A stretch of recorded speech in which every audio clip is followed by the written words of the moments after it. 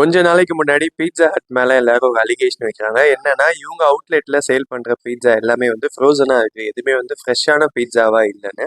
So இது கேள்விப்பட்ட pizza hut நாங்க அப்படி இல்லைன்னு ப்ரூவ் பண்றதுக்காக ஒரு டிஃப்ரெண்டான மார்க்கெட்டிங் ஸ்ட்ராட்டஜி ஃபாலோ பண்ணாங்க. அது என்னன்னு தான் நம்ம இப்போ பார்க்க போறோம். ஆக்சுவலா பீட்சா ஹட்டே பார்த்தீங்கன்னா ஃப்ரோசன் பீட்சான்னு ஒரு ப்ராடக்ட் வந்து லான்ச் பண்றாங்க. இது வெறும் 3 கண்ட்ரீஸ்ல தான் லான்ச் பண்றாங்க. ஒன்னு சவுதி, துபாய் அண்ட் குவைத்ல. ஸோ இந்த 3 கண்ட்ரீஸ்ல இருக்க சூப்பர் மார்க்கெட்ஸ்ல போயிட்டு அங்க இருக்க ஃப்ரீசர்ல வந்து இந்த பீட்சா ப்ராடக்ட்டை வந்து ஸ்டோர் பண்ணிட்டு வந்துடுறாங்க. ஸோ மக்கள் வந்து இதை பார்க்கும்போது என்ன பீட்சா ஹட் வந்து புதுசாக ஒரு ப்ராடக்ட் லான்ச் பண்ணியிருக்காங்க போலன்னு சொல்லிட்டு அந்த ப்ராடக்ட் எல்லாமே வாங்கிட்டு வீட்டுக்கு போவாங்க.